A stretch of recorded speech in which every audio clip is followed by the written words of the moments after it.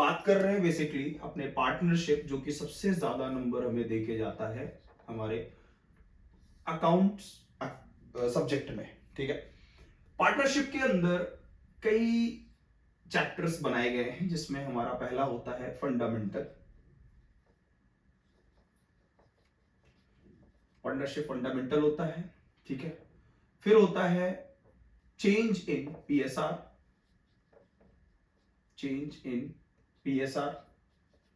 फिर होता है हमारा एडमिशन का। फिर होता है रिटायरमेंट एंड डेथ। ठीक है, फिर लास्ट में आता है हमारा डिसोल्यूशन। ठीक है, मैंने आपको बताया 3 अकाउंट के बारे में पढ़ने वाले हैं, और 3 अकाउंट कहां कहां पे बनता है सबसे पहले इसको हम समझेंगे। देखिएगा, पहला तो हम पढ़ेंगे पीएल एप्रोप्रिएशन अकाउंट, प्रॉफिट और लॉस एप्रोप्रिएशन अकाउंट। ठीक है, दूसरा हम पढ़ेंगे रिवैल्यूएशन अकाउंट। ठीक है, फिर हम तीसरा पढ़ने जाएंगे, इसमें हमें रियलाइजेशन अकाउंट। ठीक है, ये 3 अकाउंट बहुत ही ज्यादा इंपॉर्टेंट है आपके लिए, क्योंकि देखिए, क्योंकि अगर मैं बोलूं, क्योंकि आपको ये सबसे ज्यादा नंबर देके जाएगा ये चैप्टर, और बहुत सारे बच्चों के लिए फायदे की बात है कि अगर वो सिर्फ इन तीनों में से कोई एक अकाउंट अगर क्वेश्चन में पूछा जाता है, वही अकेले बनाएगा, तब भी वो आराम से अकाउंट्स के पेपर को सॉल्व कर सकता है, जैसे हम बोलते हैं कि पास हो सकता है। ठीक है, देखिए क्या है कि अगर हम पार्टनरशिप के अंदर फंडामेंटल की बात करते हैं, जहां पर सिर्फ पार्टनरशिप को डिफाइन किया गया है। ठीक है, पार्टनरशिप के अंदर वो पार्टनरशिप चला रहे हैं, उसमें कोई भी चेंजिंग नहीं कर रहे हैं, कोई भी पीएसआर बदल नहीं रहे, अपना प्रॉफिट शेयरिंग रेशियो नहीं बदल रहे हैं, एडमिशन नहीं कर रहे किसी का, या किसी का रिटायरमेंट नहीं हो रहा है वहां पे, तो उस केस में हमें सिर्फ एक अकाउंट बनाना होता है यहाँ पे, जिसको बोलते हैं पीएल एप्रोप्रिएशन अकाउंट। याद रखिएगा, फंडामेंटल के केस में हमें बनाना होता है, क्या बनाना होता है? PL appropriation account. ठीक है, और अगर हम बात करते हैं रिवैल्यूएशन की, तो रिवैल्यूएशन इन 3 केसेस में बनाया जाता है।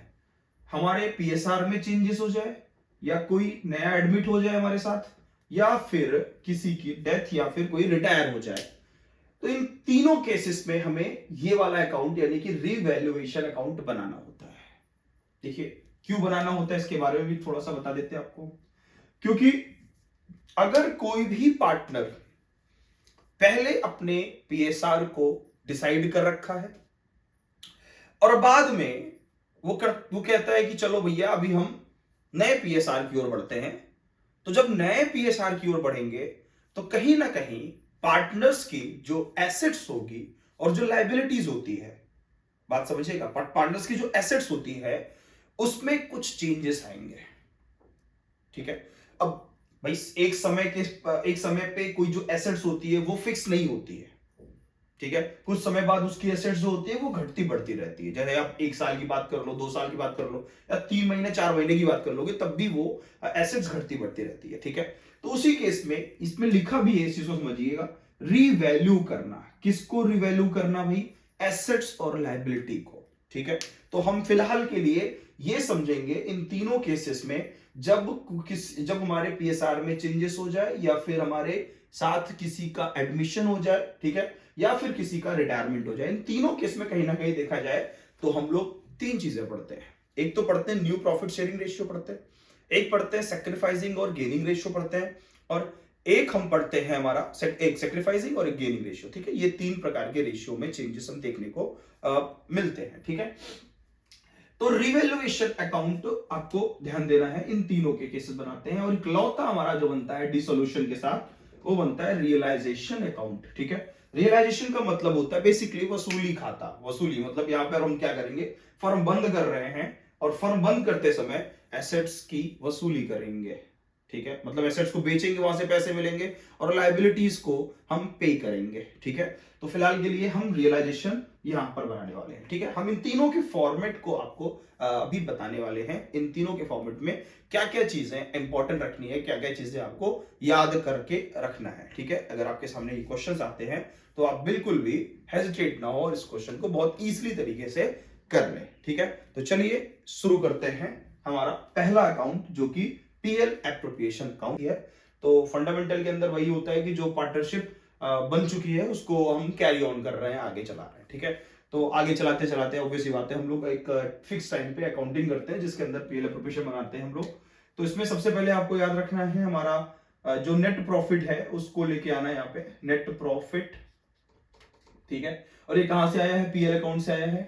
अब इसके अंदर आपको याद रखना है दो चीजें माइनस करनी होगी। ठीक है, बहुत रेयर केस में आपको रेंट मिलेगा, अगर पार्टनर्स रेंट रिसीव कर रहे हैं या रेंट फर्म के द्वारा रेंट दी जा रही है तो यहाँ पे आपको रेंट डिडक्ट कर देना है। ठीक है, और मान लीजिए इंटरेस्ट ऑन लोन की बात की गई है क्वेश्चन में, तो इंटरेस्ट ऑन लोन भी यहीं पर डिडक्ट होता है। इसकी डिडक्शन के बाद आपको मेन अमाउंट में जो पैसा होगा वो नेट प्रॉफिट को रखना है, बिकॉज ये दोनों चीजें आपकी पीएल अकाउंट की पार्ट होती है, पीएल अकाउंट का हिस्सा होता है और हम बना रहे हैं पीएल एप्रोप्रिएशन अकाउंट। ठीक है, दैट्स व्हाई ये चीजें आपको उसमें ध्यान देनी है। अब आगे बढ़ते हैं, क्रेडिट साइड में एकमात्र चीजें और लिखते हैं, वो क्या है, interest on drawing. Interest on drawing, देखिए ड्राइंग अपने में एक बहुत बड़ा ही टॉपिक है, जैसा कि आप जानते हैं किसी भी पार्टनर्स के लिए पार्टनरशिप के अंदर जो है ड्राइंग जो है एक अलग ही इंपॉर्टेंट टॉपिक बन जाता है। उससे ही 5 से 6 नंबर के क्वेश्चंस पूछ लेते हैं अगर देखा जाए तो। देखिए इंटरेस्ट ऑन ड्राइंग में के अंदर अगर जो भी पार्टनर होंगे एक्स वाई जेड मान के चलते हैं। ठीक है, तो एक्स वाई जेड का अपना हिस्सा लिखेंगे और मेन अमाउंट में अमाउंट दिखा देंगे। अब इसके बाद हम बात करते हैं डेबिट साइड में। क्रेडिट साइड में सिर्फ ये दो चीजें जाती है, इसको याद रखना है। ठीक है, फिर डेबिट में हम बात करते हैं, तो डेबिट में सबसे पहले हम लिखते हैं interest on capital. Interest on capital, जो भी कैपिटल दी होगी क्वेश्चन में उसके बिहाफ पर हमें एक्स वाई जेड, जैसा मैंने बताया कि 3 पार्टनर है तो इन तीनों पार्टनर का अपना इंटरेस्ट ऑन कैपिटल लिखना होगा हमें। ठीक है, उसके बाद मान लीजिए कोई भी पार्टनर कमीशन रिसीव कर रहा है तो यहां पे हमें लिखना है पार्टनर्स का कमीशन। ठीक है, उसके बाद हमें लिखना है पार्टनर की सैलरी, कोई भी पार्टनर अगर सैलरी रिसीव कर रहा है तो सैलरी लिखेंगे यहाँ पे हम। ठीक है, इसके बाद हमें क्या करना है, हमें मान लीजिए कोई भी पैसा हमारा जो भी प्रॉफिट है वो हो रहा है उसमें कुछ पैसे हमें जर्नल रिजर्व में डालना है, तो हमें जर्नल रिजर्व में भी रखने के लिए यहाँ से कुछ पैसे को निकाल लेना है, उसको यहाँ पे लिखना है। जो पैसा बच जाएगा उसे ही हम बोलते हैं डिस्ट्रीब्यूटेड प्रॉफिट कहते हैं। क्या बोलते हैं, डिस्ट्रीब्यूटेड प्रॉफिट कहते हैं। देखिए इस अमाउंट को देखिए और इस अमाउंट को देखिए, देखिए डिफरेंसेस इसको इसमें इन दोनों में से निकालेंगे क्योंकि ये दोनों अमाउंट मैच तो करने वाला नहीं है, बिकॉज हो सकता है हमारी इनकम ज्यादा हो सकता है हमारा एक्सपेंस ज्यादा हो। ठीक है, फर्म के बेस पे बनता है, याद रखना ये भी फर्म के बेस पे ही हम बनाएंगे। ठीक है, फर्म के बेस पे देखा जाए तो अगर हमारी इनकम होती है ज्यादा तो हमें प्रॉफिट होता है, तो हम यहां लिखते हैं profit distribution, profit distributed to. अब जैसा कि बताया 3 पार्टनर है तो उसमें लिखेंगे x capital, vice capital and जेड्स capital.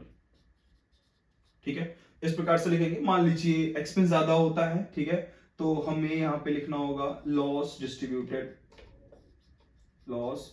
Distributed to X Y and जेड्स कैपिटल। ठीक है, देखिए इसमें भी आपको एक चीज और ध्यान देना होगा, अगर आपके क्वेश्चन में कहा गया है, कुछ नहीं कहा गया तो फ्लैक्चुएट के बेस पे बनता है, और अगर क्वेश्चन में स्पेसिफिकली लिख दिया जाता है कि फिक्स कैपिटल बेस पे, फिक्स कैपिटल मेथड है हमारी, तो हमें यहाँ पर कैपिटल की जगह पे करंट यूज करना है, बिकॉज मैंने आपको पिछली वीडियो में बताया था कि जो फिक्स कैपिटल होता है वहां पे हम करंट अकाउंट बनाते हैं जहां पे हम पीएल अकाउंट का प्रॉफिट या पीएल एप्रोप्रिएशन का प्रॉफिट ले जाते हैं। ठीक है, सो ये है पीएल एप्रोप्रिएशन का अकाउंट का फॉर्मेट जिससे आपको बिल्कुल याद रखना है और इससे रिलेटेड अपने